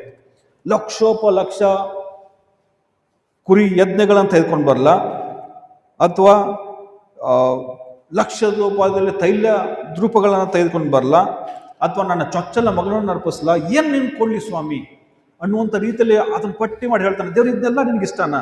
ಇದೆಲ್ಲ ತಂದು ಕೊಟ್ರೆ ನಿನ್ಗೆ ಸಾಕಾಗತ್ತಾ ಅನ್ನುವಂಥದ್ದು ಕೇಳುವಾಗ ದೇವ್ರು ಇಲ್ಲ, ಏನು ಬೇಡ ನನಗೆ. ಹೇಳುವಂಥದ್ದು ಏನು? ಮನುಷ್ಯನೇ, ದೇವ್ರು ನಿನ್ಗೆ ಆಲ್ರೆಡಿ ತೋರಿಸ್ತಾನೆ ಏನ್ ಮಾಡ್ಬೇಕಂತ ಹೇಳ್ಬಿಟ್ಟು, ಇಂಥದ್ದು ಒಳ್ಳೇದಂತ ಹೇಳಿದಾನೆ. ಏನಂತ ಹೇಳಿದಾನಂದ್ರೆ, ನ್ಯಾಯವನ್ನು ಆಚರಿಸು, ಸೀಕ್ ಜಸ್ಟಿಸ್, ನ್ಯಾಯವನ್ನು ಆಚರಿಸು. ಹೆಂಗೆ ನ್ಯಾಯವನ್ನು ಆಚರಿಸು? ಹೌದಾ, ನಾವು ಇನ್ನೊಬ್ಬರನ್ನ ಹೇಗೆ ಟ್ರೀಟ್ ಮಾಡ್ತೀವಿ ಅನ್ನುವಂಥದ್ರ ಮೇಲೆ ತುಂಬಾ ನಿರತವಾಗಿರ್ತದೆ. ಒಂದ್ ವೇಳೆ ನಮ್ಮ ಮನೇಲಿ ಯಾರ ಕೆಲಸದವ್ರು ಬಂದಿದ್ರು, ಅವ್ರನ್ನ ಹೇಗೆ ಟ್ರೀಟ್ ಮಾಡ್ತೀವಿ? ಅಥವಾ ಯಾವುದೋ ಒಬ್ಬ ವ್ಯಕ್ತಿ ಇವಾಗ ಯೇಸು ಸ್ವಾಮಿ ನಂಬ್ಕೊಂಡು ಬಂದಿದ್ರೆ ಅವತನ್ನ ನಾವು ಹೇಗೆ ಟ್ರೀಟ್ ಮಾಡ್ತೀವಿ? ಹೌದಾ, ನಮ್ಮ ಒಂದು ಭಾರತೀಯ ದೇಶದಲ್ಲಿ ಈ ಜಾತಿ ಪದ್ಧತಿ ಅನ್ನೋದು ಜಾಸ್ತಿ ಇದೆ. ಹೌದಾ, ಅವರು ಎಂಥ ಕೆಳಮಟ್ಟದಿಂದ ಯೇಸು ಸ್ವಾಮಿ ನಂಬ್ಕೊಂಡು ಬಿಟ್ಟಿದ್ರು ಕೂಡ, ಎಂಥ ಮೇಲ್ಜಾತಿಯವರು ದೇವರನ್ನು ನಂಬ್ಕೊಂಡು ಬಂದಿದ್ರು ಕೂಡ ಅದೇ ಮೈಂಡ್ ಸೆಟ್ ಇರ್ತದೆ, ನಾನು ಇನ್ನೂ ಮೇಲ್ಜಾತಿಯವನು, ಹೌದಾ, ನಾನು ಇನ್ನೂ ಸುಪೀರಿಯರ್ ಅನ್ನುವಂಥ ಲೆವೆಲಲ್ಲೇ ಇರ್ತೀವಿ. ಅದು ದೇವರು ಅಂತ, ಹೌ ಆರ್ ಯು ಟ್ರೀಟಿಂಗ್? ನೀನು ಹೆಂಗೆ ಅವ್ರ ಜೊತೆಗೆ ಸಂಬಂಧದಲ್ಲಿ ಬಿಟ್ಕೊಳ್ತೀಯ, ಹೆಂಗೆ ಅವ್ರೊಂದಿಗೆ ಚೆನ್ನಾಗಿರ್ತೀಯ, ಯಾವ ರೀತಿಯಲ್ಲಿ ಅವರ ಜೊತೆಗೆ ಒಡನಾಟ ಇದೆ ಅನ್ನುವಂಥದ್ದನ್ನ ದೇವರು ಅಂಥದನ್ನ ಗಮನಿಸ್ತೇವೆ ಪ್ರಿಯರೇ. ಸೊ ಹಾಗಾಗಿ ನ್ಯಾಯವನ್ನು ಆಚರಿಸು, ಕರುಣೆಯಲ್ಲಿ ಆಸಕ್ತನಾಗಿರು. ಹೌದಾ, ಮತ್ತೆ ಇನ್ನೊಂದೇನು? ನನ್ನ ದೇವರಿಗೆ ನಮ್ರವಾಗಿ ನಡ್ಕೊ, ಬಿ ಹಂಬಲ್. ಹೌದಾ, 3 ವಿಷಯಗಳನ್ನ ದೇವರು ಹೇಳುವಂಥದ್ದನ್ನು ನಾವು ಗಮನಿಸ್ತಾ ಬರ್ತೀವಿ ಪ್ರಿಯರೇ. ಅದನ್ನ ದೇವರು ಬಯಸುವಂಥವನು. ಸೊ ಹಾಗಾಗಿ ಇವುಗಳನ್ನೆಲ್ಲ ಗಮನಿಸುವಾಗ ಒಂದು ಅರ್ಥ ಮಾಡ್ಕೊಳ್ಬೇಕೇನಂತಂದ್ರೆ, ದೇವರು ನಮ್ಮ ಆಂತರಿಕ ಬದಲಾವಣೆಯನ್ನು ಗಮನಿಸುವಂತಹ ದೇವರು. ನಾವು ಆ ಒಂದು ದೇವಾಲಯ ಬಗ್ಗೆ ಹೇಳಿದ್ನಲ್ಲ, ಒಳ್ಳೆ ಸಂಗೀತ ಇತ್ತು, ಒಳ್ಳೆ ಯಜ್ಞ ಹೋಮಗಳು ನಡೀತಾ ಇತ್ತು, ನೀವು ಯಾವುದಿಲ್ಲ ಅನ್ನೋಕ್ಕಾಗಲ್ಲ, ಎಲ್ಲವೂ ಇತ್ತು. ಆದರೂ ಕೂಡ ದೇವರು he was not pleased with this.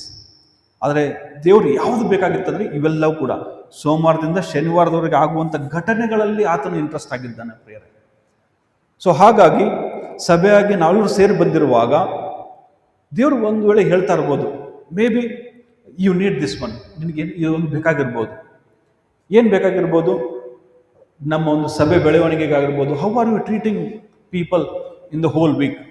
ಒಂದು ವೇಳೆ ನಾವು ಎಷ್ಟೋ ವರ್ಷದ ದಿನಗಳಿಂದ ಆಗಿರ್ಬೋದು, ಯಾರೋ ಒಬ್ರು ಅನಾರೋಗ್ಯದಲ್ಲಿದ್ದಾರೆ, ಅವ್ರಿಗೆ ನಾವು ಕಾಲ್ ಮಾಡಿದ್ವಾ, ಹೆಂಗಿದಾರೆ ಅಂತ ಕೇಳಿದ್ವಾ, ಇವತ್ತು ಯಾರೋ ಸಭೆ ಬಂದಿಲ್ಲ, ಬ್ರದರ್ ಯಾಕೆ ಬಂದಿಲ್ಲ ಅಂತ ಕೇಳಿದ್ವಾ ಅನ್ನುವಂಥದ್ದು. ಇಂಥ ಸಣ್ಣ ಪುಟ್ಟ ವಿಷಯದಲ್ಲಿ ನಾವು ಮಾಡುವಾಗ ಖಂಡಿತವಾಗಿಯೂ ದೇವರು ಇಷ್ಟಪಡುವಂತಹ ಒಂದು ಆರಾಧನೆಯನ್ನು ನಾವೆಲ್ಲರೂ ಮಾಡಬಹುದಾಗಿದೆ. ಹೌದಾ?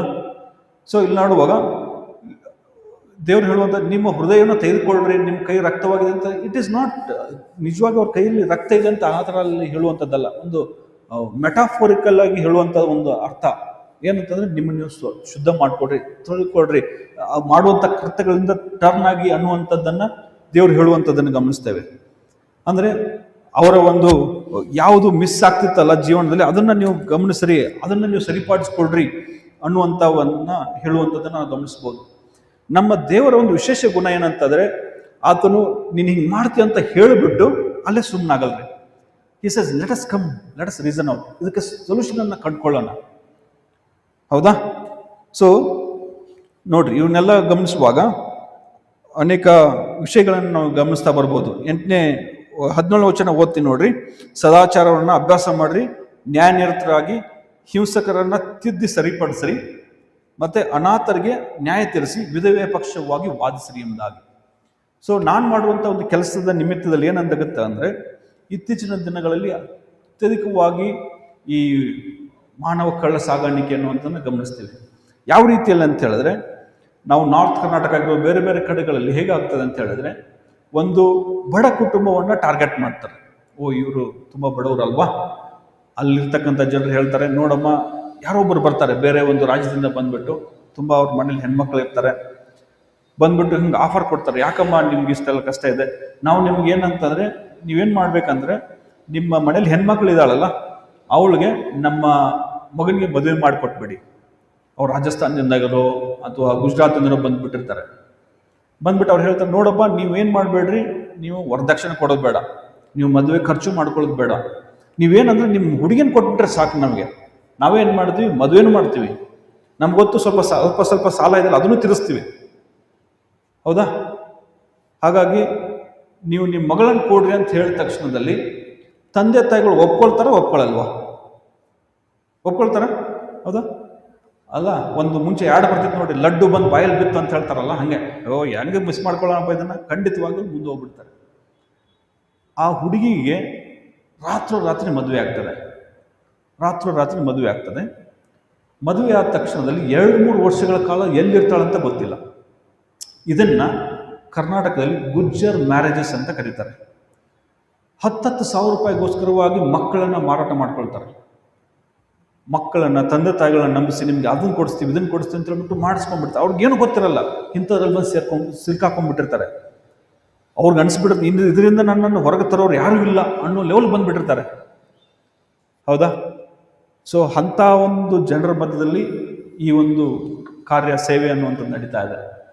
ಅನೇಕ ಜನರು ಇನ್ನೊಂದು ಏನಾಗುತ್ತೆ ಅಂತಂದರೆ, ಬಾಂಡೆಡ್ ಲೇಬರ್ ಯಾವ ರೀತಿ ಅಂತ ಹೇಳಿದ್ರೆ, ಅವ್ರಿಗೆ ಏನೋ ಅಸಹಾಯಕತೆ, ಇವತ್ತೇನೋ ಮೆಡಿಕಲ್ ಎಮರ್ಜೆನ್ಸಿ ಬಂದ್ಬಿಟ್ಟಿದೆ, ಏನೋ ಅವ್ರಿಗೆ ಸಾಲ ಬೇಕು, ತುಂಬ ಹೆಚ್ಚಾಗಿ ಸಾಲ ಕೊಟ್ಬಿಡ್ತಾರೆ. ಅವ್ರಿಗೆ ಗೊತ್ತು ಅವ್ರು ತೀರಿಸಲ್ಲ ಅಂತ ಹೇಳ್ಬಿಟ್ಟು, ಅವ್ರು ಕೊಟ್ಟ ನಂತರದಲ್ಲಿ ಅವರು ಆ ಸಾಲ ತೀರ್ಸೋಕ್ಕೆ 5 ವರ್ಷ 6 ವರ್ಷ ಕುಟುಂಬ ಮಕ್ಕಳನ್ನು ಕಟ್ಕೊಂಡ್ಬಿಟ್ಟು ಸಾಲವನ್ನು ತೀರಿಸ್ಬೇಕು ಜೀತ ಪದ್ಧತಿಯಲ್ಲಿ. ಅವ್ರಿಗೆ ಓಡಾಟ ಇರಲ್ಲ, ತಿಂಗಳಿಗೆ ಏನು ಬೇಕು ಅಷ್ಟು ರೇಷನ್ ಇರಲ್ಲ, ಊಟ ಇರಲ್ಲ. ಇಂಥ ಒಂದು ಪರಿಸ್ಥಿತಿಯಲ್ಲಿ ಅಂಥ ಜನರನ್ನು 10 ವರ್ಷ 5 ವರ್ಷ ಆ ರೀತಿಯಲ್ಲಿ ಜನರನ್ನು ಅವ್ರನ್ನ ದುಡಿಸ್ಕೊಳ್ತಾರೆ. ಸೊ ದೇವ್ರು ಹೇಳುವಂಥದ್ದು ಏನಂತಂದರೆ, ಅಂಥ ಜನರಿಗೆ ನಿನ್ನ ಒಂದು ಆ್ಯಕ್ಷನ್ ಏನು, ವಾಟ್ ಆರ್ ಯು ಡೂಯಿಂಗ್? ಹೌದಾ, ನಾವು ಸಭೆಯಾಗಿ ಬಂದಿದ್ದೇವೆ, ಭಾನುವಾರದಿಂದ ಬರ್ತೀವಿ, ಕಾಣಿಕೆ ಎಲ್ಲ, ಬಟ್ ವಾಟ್ ಆರ್ ಯು? ದೇವರು ಇಂಥದ್ರಲ್ಲಿ ತುಂಬ ಏನಂತಂದರೆ ಬಿಡಿಸುವಂಥ ದೇವರು. ಹೌದಾ? ಯೇಸು ಸ್ವಾಮಿ ನಮ್ಮನ್ನು ಹುಡುಕಿಕೊಂಡು ಬಂದಿರಬೇಕಾದ್ರೆ we need to go to seek somebody. ಇಂಥ ಒಂದು ಪರಿಸ್ಥಿತಿಯಲ್ಲಿ ಬಿದ್ದಂಥವ್ರನ್ನ ನಾವು ಬಿಡಿಸ್ಲಿಕ್ಕೆ ಶಕ್ತರಾಗಬೇಕು. ನಾವು ಶೋಷಕರಾಗಬಾರ್ದು, ಇನ್ನೊಬ್ಬರನ್ನ ಶೋಷಣೆ ಮಾಡುವಂಥವ್ರಾಗಬಾರ್ದು, ಬರ್ರಿ ವಿಮೋಚಕರಾಗಬೇಕು ನಾವು. ಆಮೇಲೆ ನಾವೇನಾಗಬೇಕ್ರಿ? ವಿಮೋಚಕರಾಗಬೇಕು. ದೇವ್ರು ನಿಜವಾಗಿ ನಮ್ಮನ್ನು ಬಿಡಿಸ್ಕೋಸ್ಕರವಾಗಿ ಪರಲೋಕವನ್ನು ಬಿಟ್ಟು ಬಂದ ಇಲ್ವಾ?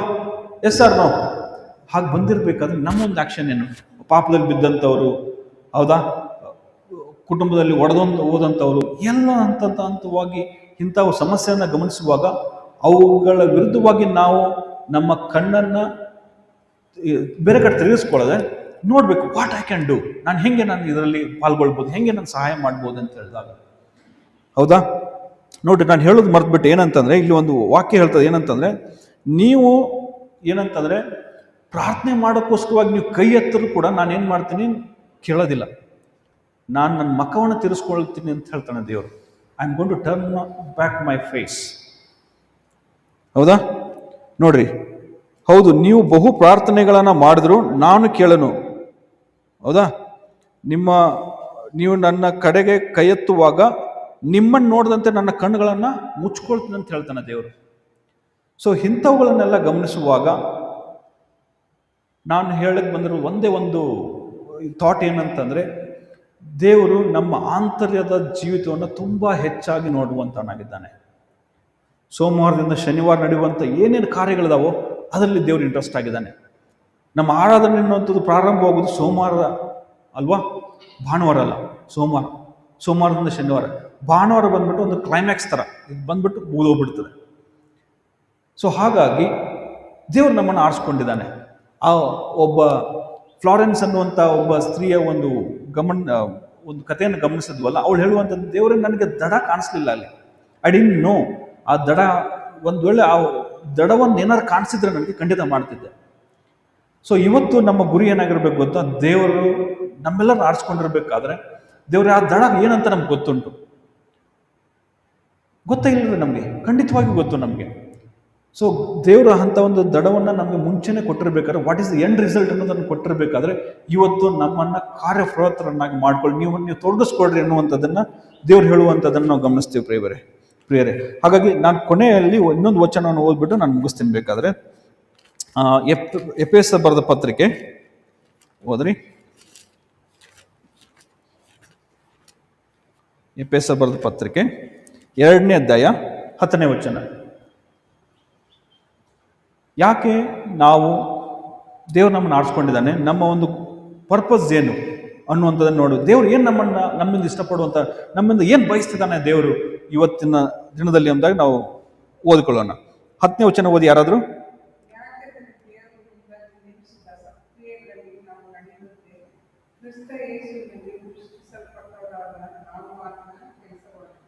ಓಕೆ, ನೆಕ್ಸ್ಟ್, ನಾವು ಸತ್ಕಾರ್ಯಗಳನ್ನು ನಡೆಸುವವರಾಗಿ ಬದುಕಬೇಕಂದ್ರೆ ದೇವರು ನಮ್ಮನ್ನು ಮೊದಲನೇ ನೇಮಿಸಿದ್ದಾನೆ ಎಂಬುದಾಗಿ. ಇಂಗ್ಲಿಷ್ ಒಂದು ಭಾಷಾಂತರ ನೋಡುವಾಗ ದೇವರು ಆಲ್ರೆಡಿ ಡಿಸೈಡ್ ಮಾಡಿಬಿಟ್ಟಿದ್ದಾನೆ ರೀ, ವಿನಯ್ ಇಂತಿಂಥ ಕೆಲಸಗಳನ್ನು ಮಾಡಬೇಕು, ಇವ್ರು ಇಂತಿಂಥ ಕೆಲಸಗಳನ್ನು ಮಾಡಬೇಕು. ಹೌದಾ? ಏನು ಸತ್ಕಾರ್ಯಗಳನ್ನು ನಾವು ಆತನ ನಿರ್ಮಾಣ, ಹೌದಾ, ಅದನ್ನ ಪೋಯಮ್ ಅಂತ ಕರೀತಾರೆ, masterpiece. We have become as a masterpieces. ನೀವು ದೇವರ ಕೈಯಲ್ಲಿ ಒಂದು ಮಾಸ್ಟರ್ ಪೀಸ್ ಅಂತ ಕರಿತೀವಿ. ಹೌದಾ? ನಾವು ಅವರ ಹಾಗೆ ಇನ್ನೊಬ್ರು ಆಗಕ್ಕೆ ಸಾಧ್ಯ ಇಲ್ಲ. ಪೋಯಮ ಅನ್ನುವಂಥ ಒಂದು ವರ್ಡ್ ಬರ್ತದೆ. ನಮ್ಮೆಲ್ಲರನ್ನ ಆ ರೀತಿಯಾಗಿ ಯುನಿಕ್ ಆಗಿ ಸೃಷ್ಟಿ ಮಾಡಿದಂಥ ದೇವರು ಎದಕ್ಕೋಸ್ಕರ ಸೃಷ್ಟಿ ಮಾಡಿದಾನೆ? ಒಂದು ಯುನಿಕ್ನೆಸ್, ಇನ್ನೊಂದು ಪರ್ಪಸ್ ಏನಂದ್ರೆ ಸತ್ಕಾರ್ಯಗಳನ್ನು ಮಾಡೋದಕ್ಕೋಸ್ಕರವಾಗಿ. ನೀನು ಸೃಷ್ಟಿಸಲ್ಪಟ್ಟಿದ್ದು ಎದಕ್ಕೋಸ್ಕರ? ಒಳ್ಳೆ ಕೆಲಸಗಳನ್ನು ಮಾಡೋದಕ್ಕೋಸ್ಕರವಾಗಿ. ದೇವರು ಆರಿಸ್ಕೊಂಡಂಥ ಒಂದು ಪರ್ಪಸ್ಸೇ ಅದು. ನಾವು ಸಭೆಯಾಗಿ ಕೂಡಿ ಬರೋದೇ ಪರ್ಪಸ್ಸೇ ಅದು. ದೇವರನ್ನು ಆರಾಧನೆ ಮಾಡೋದು, ಅದರ ಮೂಲಕವಾಗಿ ಒಳ್ಳೆ ಕೆಲಸಗಳನ್ನು ಮಾಡೋದಕ್ಕೋಸ್ಕರವಾಗಿ. ಯಾಕಂದ್ರೆ ನೀವು ಎಫೆಸ ಬರೆದ ಪತ್ರಿಕೆಯಲ್ಲಿ ನಾವು ವಾಗ್ವಾದಗಳನ್ನು ಹೋಲನ್ನು ಮಾಡುವಂಥದ್ದು, ನೀವು ಒಳ್ಳೆ ಕಾರ್ಯಗಳಿಂದ ನೀವು ರಕ್ಷಣೆ ಹೊಂದಕ್ಕೆ ಸಾಧ್ಯ ಇಲ್ಲ. ಆದರೆ ರಕ್ಷಣೆ ಹೊಂದಿದ ಮೇಲೆ ಒಳ್ಳೆ ಕಾರ್ಯಗಳು ಅದರ ಬೈ ಪ್ರಾಡಕ್ಟ್, ಅದು ಆಗಲೇಬೇಕು. ಅರ್ಥ ಆಗ್ತದೆ ಹೇಳೋದು? ನಾವು ಒಳ್ಳೆ ಕಾರ್ಯಗಳನ್ನು ನಾನು ಇದನ್ನೆಲ್ಲ ಮಾಡಿದ್ರೆ ನಾನು ರಕ್ಷಣೆ ಇಲ್ಲ. ನಾನು ರಕ್ಷಣೆ ಹೊಂದಿದ ಕಾರಣಕ್ಕೋಸ್ಕರವಾಗಿ ನಾನು ಒಳ್ಳೆ ಕೆಲಸಗಳನ್ನು ಮಾಡ್ತೇನೆ. ಸೊ ಹಾಗಾಗಿ ಇವತ್ತು ನಮ್ಮಿಂದ ಬಯಸುವಂಥ ದೇವರು ನಿಮ್ಮನ್ನ ಒಳ್ಳೆಯ ಕಾರ್ಯಗಳಿಗೋಸ್ಕರವಾಗಿ ಆರಿಸ್ಕೊಂಡಿದ್ದಾನೆ. ಒಂದು ಜೋರಾಗಿ ಹಲ್ಲಲು ಹೇಳೋಣವಾ? ದೇವರು ಯಾರು ಆರಿಸ್ಕೊಂಡಿದ್ದಾರೆ? ನಮ್ಮನ್ನ ಒಳ್ಳೆಯ ಕಾರ್ಯಗಳನ್ನು ಮಾಡೋದಕ್ಕೋಸ್ಕರವಾಗಿ.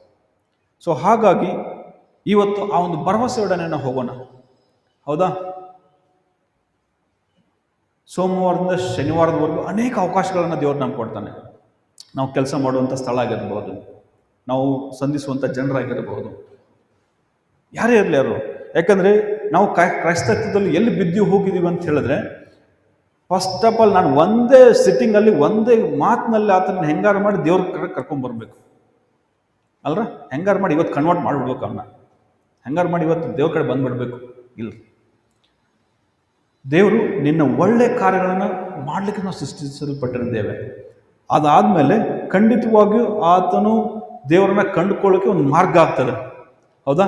ನಾವು ಒಂದು ಸಸಿಯನ್ನು ನಡಬೇಕಾದ್ರೆ ಯಾವತ್ತೂ ಹೋಗ್ಬಿಟ್ಟು ನಟ್ಟು ಬಿಡಲ್ರಿ ನಾವು. ಅದಕ್ಕೆ ನೆಲವನ್ನು ಹದ ಮಾಡ್ತೇವೆ, ನೀರು ಹಾಕ್ತೇವೆ, ಆ ಮಣ್ಣನ್ನು ಸಾಫ್ಟ್ ಮಾಡ್ತೇವೆ. ಇಂಥವುಗಳನ್ನ ಗಮನಿಸುವಾಗ ಆವಾಗ ನಾವು ಬೀಜ ನೆಡಲಿಕ್ಕೆ ಸಾಧ್ಯವಾಗ್ತದೆ. So very simple. ಇವತ್ತು ನಮ್ಮನ್ನು ನಾವು ಕೇಳ್ಕೊಳ್ಳುವಂಥ ಒಂದೇ ಒಂದು ಪ್ರಶ್ನೆ ಏನಂತಂದರೆ, ನಾನು ಕೊಡುವಂಥ ಒಂದು ಆರಾಧನೆ, ನಾನು ಮಾಡುವಂಥ ಆರಾಧನೆ ನಿಜವಾಗಿಯೂ ದೇವರಿಗೆ ಇಷ್ಟವಾಗಿದೆಯಾ? Is it aligning with the God standards, the worship that I am giving to God? ಯಾಕಂದರೆ more than things that we bring to table, ಅದಕ್ಕಿಂತ ಹೆಚ್ಚಾಗಿ ದೇವರು ನಮ್ಮ ಅಂತರಾಳವನ್ನು ನೋಡುವಂಥ ದೇವರಾಗಿದ್ದಾನೆ. ಹೌದಾ? ಇಲ್ಲಿ ನೋಡುವಾಗ ನಮ್ಮ ಪ್ರಿಯವಾದಂಥ ಒಂದು ಆರಾಧನೆ ಮತ್ತು ಸಮಾಜದಲ್ಲಿ ನೀತಿಯುಳ್ಳಂಥ ಒಂದು ನಡತೆ, ಹೌದಾ, ನಮ್ಮ ಒಂದು ಆರಾಧನೆ ಮತ್ತು ನೀತಿಯುಳ್ಳಂಥ ನಡತೆ ಎರಡು ಒಂದು ಕೊಂಡದ ಎರಡು ಮುಖಗಳಿದ್ದಂತೆ. ಹೌದಾ? ನಾನು ಬರೀ ಆರಾಧನೆ ಮಾಡ್ತೀನಿ, ನನ್ನ ಜೀವನ ಹೆಂಗಾರು ಇರಲಿ ಸಮಾಜದಲ್ಲಿ ಅಂದರೆ ಆಗಲ್ಲ. ಹೌದಾ? ನಾನು ಎರಡು ಒಟ್ಟಿಗೆ ಇರಬೇಕು. ನನಗೆ ನಾನು ಚೆನ್ನಾಗಿ ಸಮಾಜದಲ್ಲಿ ಇರಬೇಕು, ಜನರು ಹೌದಪ್ಪ ಇವತ್ತಿನಲ್ಲಿ ದೇವರು ಇದ್ದಾನೆ ಅಂತ ಗೊತ್ತಾಗಬೇಕು, ನಮ್ಮ ಒಳ್ಳೆ ನಡತೆಗಳಿಂದ ಕಾರ್ಯಗಳಿಂದ ಗೊತ್ತಾಗಬೇಕು. ಹಾಗೇನೆ ನಾವು ದೇವರನ್ನು ಆರಾಧನೆ ಮಾಡುವಂಥದ್ದಾಗಿರಬೇಕು. ಅನೇಕ ಜನರು ಹೇಳ್ತಾರೆ, ನಾನು ಹೆಂಗಾರು ಇರ್ತೀನಿ, ಬಟ್ ನಾನು ಸಂಡೇ ಬಂದು ದೇವರು ಅದನ್ನು ಖಂಡಿತವಾಗಿ ಮೆಚ್ಚುವಂಥ ದೇವರಲ್ಲ ಪ್ರಿಯರೇ. ಸೊ ಹಾಗಾಗಿ ಒಂದೇ ಒಂದು ಪ್ರಶ್ನೆ ನಮ್ಮೆಲ್ಲರಿಗೂ ಏನಂತಂದರೆ, ನಾನು ಮಾಡುವಂಥ ಈ ಒಂದು ಆರಾಧನೆಯನ್ನು ದೇವ್ರಿಗೆ ಖಂಡಿತವಾಗಿಯೂ ಮೆಚ್ತಿದ್ದಾನ, ಅದನ್ನು ಬಯಸ್ತಿದ್ದಾನ? ಹೌದಾ? ಯಾಕಂತ ಹೇಳಿದ್ರೆ ಆ ಒಂದು ವಚನದಲ್ಲಿ ನಾವು ಓದ್ತಾ ಬರಬೇಕಾದ್ರೆ ಹೇಳ್ತಾನೆ ಅಂತ ಹೇಳಿ, ಏನು ದೇವ್ರು ಹೇಳುವಂಥದ್ದು ಏನಂತಂದರೆ, ಅದು ನಿನ್ನ ಹೆಂಗೆ ಇರಲಿ ಅದು. ಹೌದಾ? ನೋಡ್ರಿ, ಒಂದು ಯಾವಾಗಲೂ ಒಂದು ಪ್ರಾಮಿಸಿಂಗ್ ವರ್ಸ್ ಏನಂತಂದರೆ 18ನೇ ವಚನ, 1ನೇ ಅಧ್ಯಾಯ 18ನೇ ವಚನ ಯೆಶಾಯದಲ್ಲಿ ಏನು ಹೇಳ್ತಾರೆ? ಬನ್ನಿರಿ, ವಾದಿಸುವ, ಲೆಟ್ ಅಸ್ ರೀಸನ್ ಔಟ್. ಹೀಗೆಲ್ಲ ಸಮಸ್ಯೆ ಇದೆಲ್ಲ ಅದನ್ನೇ ಬಿಟ್ಬಿಡೋದು ಬೇಡ, let us find some solutions. ಅದನ್ನು ಹೇಳೋದು ಯೋನನು ನಿಮ್ಮ ಪಾಪಗಳು ಕಡು ಕೆಂಪಾಗಿದ್ದರೂ ಹಿಮದ ಹಾಗೆ ಬೆಳ್ಳಗಾಗು. ಹೆಂಗೆ ಇರ್ಬೋದು, ಆದರೆ ಒಂದು ಆಪರ್ಚುನಿಟಿ, ಒಂದು ಅವಕಾಶ ಏನಂತಂದರೆ ವಿ ಕ್ಯಾನ್ ಅದಕ್ಕೆ ಸೊಲ್ಯೂಷನ್ ಅಂತ ತೆಗೆದುಕೊಳ್ಬೋದು. ಹೀಗೆಲ್ಲ ಇಷ್ಟಿದ್ರೂ ಕೂಡ ಅಲ್ಲೇ ಬಿಟ್ಟು ಬಿಡೋದು ಬೇಡ, ಅವುಗಳನ್ನು ಬೆಳ್ಳಗಾಗಿ ಮಾಡ್ತೀನಿ ಎಂಬುದಾಗಿ ದೇವರು ಹೇಳುವಂಥವನಾಗಿದ್ದಾನೆ. ಸೊ ಹಾಗಾಗಿ ಇವತ್ತು ನಾವು ನಮ್ಮ ಕಣ್ಣುಗಳನ್ನು ಮುಚ್ಚಿ ನಾವು ಒಂದು ಕ್ಷಣ ಕೇಳ್ಕೊಳ್ಳೋಣ ದೇವರನ್ನ. ಹೌದಾ? ಎಲ್ಲರೂ ಎದ್ದು ನಿಂತ್ಕೊಳ್ಳೋಣವಾ? Let us stand together and make one small commitment. ಇವತ್ತು ನಾವು ನಮ್ಮನ್ನು ಪರೀಕ್ಷೆ ಮಾಡಿಕೊಂಡವರಾಗಿ ಒಂದೇ ಒಂದು ನಿರ್ಧಾರವನ್ನು ತೆಗೆದುಕೊಳ್ಳೋಣ. ದೇವರೇ, ಈ ವಾಕ್ಯಗಳಲ್ಲಿ ನಾವು ಗಮನಿಸಿದ ಹಾಗೆ, ದೇವರೇ, ನನ್ನಿಂದ ನೀನೇನು ಬಯಸ್ತೀಯ ಸ್ವಾಮಿ? ಒಂದು ವೇಳೆ ನನ್ನ ವೈಯಕ್ತಿಕವಾಗಿ ನನ್ನ ನಡವಳಿಕೆ ನೀನು ಇಷ್ಟಪಡದೇ ಇರ್ಬೋದು. ಯಾವ ಒಂದು ನಡವಳಿಕೆ ಸ್ವಾಮಿ ನಿನಗೆ ಇಷ್ಟವಾಗ್ತಿಲ್ಲ?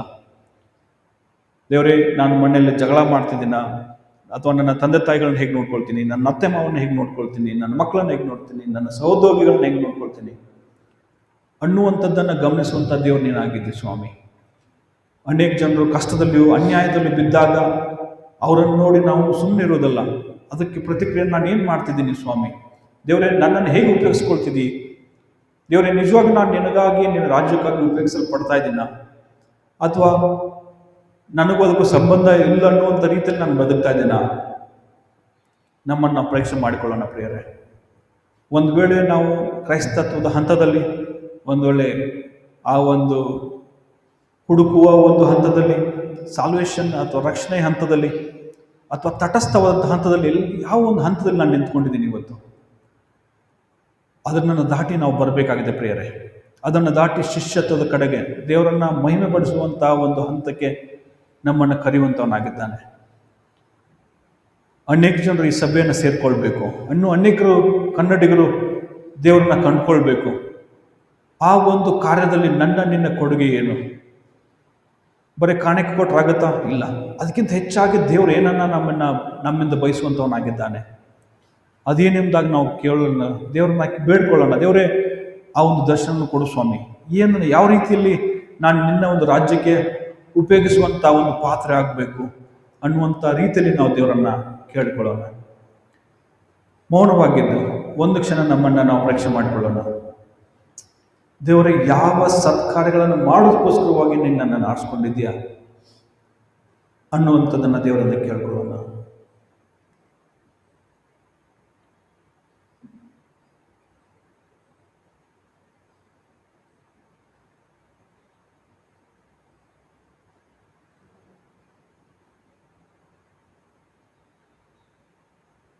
ನಮ್ಮನ್ನು ಅತಿ ಹೆಚ್ಚಾಗಿ ಪ್ರೀತಿ ಮಾಡುವಂಥ ತಂದೆ ಆ ದೇವರೇ, ನಿನ್ನ ಮಹಾಕೃಪೆಗಾಗಿ ವಂದನೆಗಳನ್ನು ಸಲ್ಲಿಸ್ತೇವೆ ಸ್ವಾಮಿ. ತಂದೆ ಆ ದೇವರೇ, ನಿನ್ನ ವಾಕ್ಯಗಳಲ್ಲಿ ಗಮನಿಸಿದ ಹಾಗೆ ದೇವರೇ, ನಿನ್ನ ವಾಕ್ಯವು ಸತ್ಯವಾದದ್ದು ಸ್ವಾಮಿ. ದೇವರೇ, ನಮ್ಮನ್ನು ನಮ್ಮ ಹೃದಯಗಳನ್ನು ತಾಕುವಂಥ ವಾಕ್ಯವು ನೀನು ನಮಗೆ ಕೊಟ್ಟದಕ್ಕಾಗಿ ವಂದನೆಗಳನ್ನು ಸಲ್ಲಿಸ್ತೇವೆ ಸ್ವಾಮಿ. ಅನೇಕ ಸಾರಿ ತುಂಬ ವಿಷಯಗಳನ್ನು ಸ್ವಾಮಿ ನಾವು ಹಗುರವಾಗಿ ತೆಗೆದುಕೊಳ್ತೇವೆ. ಆದರೆ ಕರ್ತನೇ, ನೀನು ಗಂಭೀರವುಳ್ಳಂಥ ದೇವರು ಸ್ವಾಮಿ.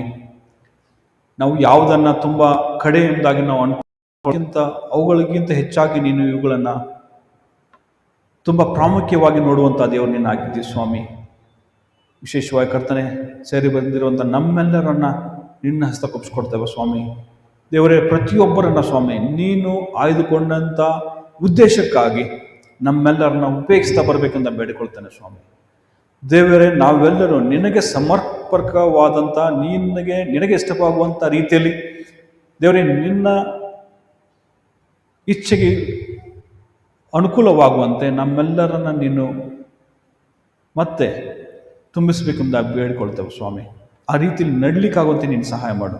ನಿನ್ನ ವಾಕ್ಯಕ್ಕೆ, ನಿನ್ನ ನಡವಳಿಕೆಗೆ ನೀನು ಯಾವ ರೀತಿಯಲ್ಲಿ ನಮ್ಮನ್ನು ಉದ್ದೇಶಿಸಿದ್ಯೋ ಆ ರೀತಿಯಲ್ಲಿ ಜೀವಿಸ್ಲಿಕ್ಕಾಗುವಂತೆ ಸಹಾಯ ಮಾಡು ಸ್ವಾಮಿ. ದೇವರೇ, ಯಾವುದೇ ಒಂದು ಭ್ರಮೆಯಲ್ಲಿ ಹೌದು ನಾನು ಹೀಗೆ ಮಾಡಿದ ದೇವರು ಇಲ್ಲ, ನೀನು ಬಯಸುವಂಥ ರೀತಿಯಲ್ಲಿ ಸ್ವಾಮಿ ನಮ್ಮೆಲ್ಲರನ್ನ ಬದಲಾಯಿಸು. ಹಾಗೆ ಇಲ್ಲಿಂದ ನಾವು ತೆರಳುವ ಹಾಗೆ ನೀನು ಸಹಾಯ ಮಾಡು. ಸೋಮವಾರದಿಂದ ಶನಿವಾರದವರೆಗೂ ಸ್ವಾಮಿ ನಿನ್ನ ಭಕ್ತಿಯಲ್ಲಿ ಸ್ವಾಮಿ ನೀನು ಹೇಳುವಂಥ ರೀತಿಯಲ್ಲಿ ನಾವು ಆರಾಧನೆಯನ್ನು ಮಾಡಲಿಕ್ಕಾಗುವಂತೆ ಸಹಾಯ ಮಾಡು ಸ್ವಾಮಿ. ಈ ಒಂದು ಅವಕಾಶ ಕೊಟ್ಟದಕ್ಕಾಗಿ ಸ್ತೋತ್ರಿಸ್ತೇವೆ ಸ್ವಾಮಿ. ನಿನಗೆ ಸಲ್ಲಬೇಕಂತ ಗಣವನ್ನು ಮಹಿಮೆಯನ್ನು ಸಲ್ಲಿಸುತ್ತಾ ಈ ಪ್ರಾರ್ಥನೆಯನ್ನು ನಮ್ಮೊಡೆಯ ರಕ್ಷಕನಾಗಿರುವಂಥ ಯೇಸು ಕ್ರಿಸ್ತನಲ್ಲಿ ಬೇಡಿಕೊಳ್ಳುತ್ತೇವೆ ತಂದೆಯ ದೇವರೇ. ದೇವರು ನಿಮ್ಮನ್ನು ಆಶೀರ್ವದಿಸಲಿ.